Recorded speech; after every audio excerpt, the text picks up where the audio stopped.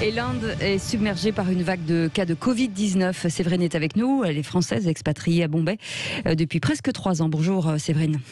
Bonjour Cécile, bonjour Patrick. Oui, merci Séverine d'être avec nous. Alors on voit des images terribles des effets du Covid en Inde, surtout du côté de Delhi. Vous êtes à Bombay.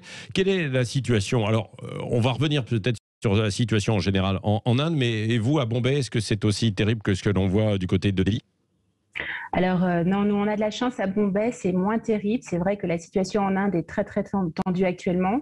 Ça fait quelques semaines que c'est comme ça, mais à Bombay, on commence à voir une sorte de palier. On aurait atteint un palier et les chiffres commenceraient à redescendre. Donc la situation reste très tendue, mais on a l'impression qu'on va dans le bon sens. Oui. Comment on explique la flambée actuelle, Séverine?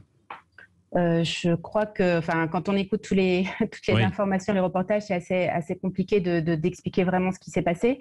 Mais c'est vrai que l'Inde a vraiment fait un premier lockdown qui était très sérieux l'an dernier, très radical, et un confinement total. Alors avec les conséquences que ça a pu entraîner pour le pays, puisque l'économie s'est complètement stoppée, avec des gens qui sont vraiment après sont certainement morts d'autre chose que du Covid.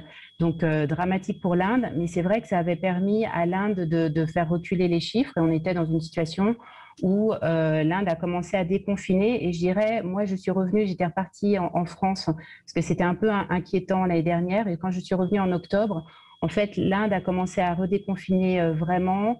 Et c'est surtout, je dirais, en février, où ils ont recommencé à ouvrir les transports.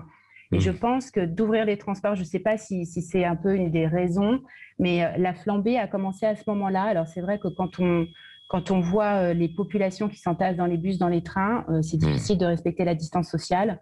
Et puis ça a aussi, en parallèle de ça, il y a eu beaucoup de regroupements liés à des meetings politiques, liés à des événements religieux.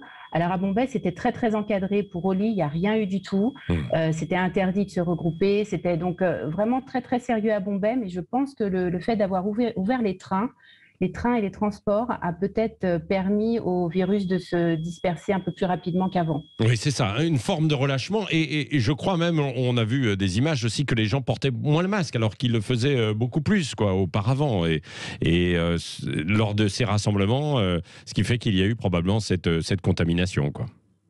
Oui, effectivement, certaines personnes avaient l'impression que le virus était était derrière nous, et qu'ils étaient protégés par certains dieux ou lors de certains événements. Donc mais ça, c'était très très localisé. Moi, je parle pour ce que je vois à Bombay, et vraiment à Bombay, les gens portent le masque. Dans les magasins, on prend la température. C'est vraiment très très très très sérieux. Maintenant, on est à nouveau dans un nouveau confinement qui est moins strict que l'an dernier. Donc beaucoup plus supportable, mais très difficile quand même pour tous les gens qui travaillent, qui ont des petits magasins dans les rues où là tout est fermé, et ces gens-là n'ont pas de ressources. Donc comme ils peuvent plus payer leur loyer, ces gens-là sont vraiment dans une précarité monstrueuse. Oui. Et puis est-ce qu'il y a moins de précautions de prise sur un plan sanitaire? Parce que on a tous aussi ces images de l'Inde parfois avec dans les rues un manque de propreté, de questions effectivement sanitaires qui ne sont pas réglées, quoi.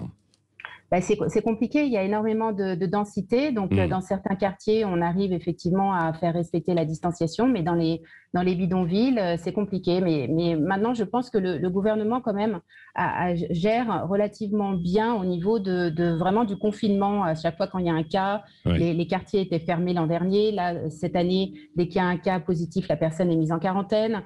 C'est quand même, il y a tout un protocole qui est très, très strict, très sévère. On reçoit des amendes si on porte pas son masque dans la rue, par exemple, on a une amende, alors qui est pas chère puisque c'est 250 roupies, donc c'est à peine 3 €. Mais bon, il y a quand même un système d'amende. Tout est très normé et très cadré. Alors après, effectivement, quand on se promène dans les rues, certaines personnes portent le masque sous le nez. Mais bon, il fait 33 degrés aussi, et parfois c'est compliqué de porter le masque toute la journée en extérieur. Oui. Et où en est-on de la vaccination dans le pays? Alors la vaccination, elle est vraiment bien diffusée, dans le sens où à partir du 1er mai, toutes les personnes plus de 18 ans pourront se faire vacciner. Le seul souci, c'est que maintenant, on est face à des pénuries. pénurie de vaccins. Donc, les gens sont très motivés pour aller se faire vacciner, mais il y a des queues monstrueuses devant les hôpitaux publics. Les hôpitaux privés, eux, sont en pénurie. Maintenant, ici, ce qu'on diffuse, il y a 2 vaccins, c'est l'équivalent de l'AstraZeneca et puis un vaccin indien, le Covaxin. Voilà, mais les gens sont motivés, oui, sont volontaires pour aller se faire vacciner. Et je pense que tout le monde a conscience qu'avec le vaccin et les gestes barrières, c'est vraiment les seuls leviers pour s'en sortir dans la situation actuelle. Oui. Merci beaucoup, Séverine, donc française, vous êtes expatriée à Bombay depuis presque 3 ans. Merci d'avoir été en direct avec nous ce matin sur Sud Radio.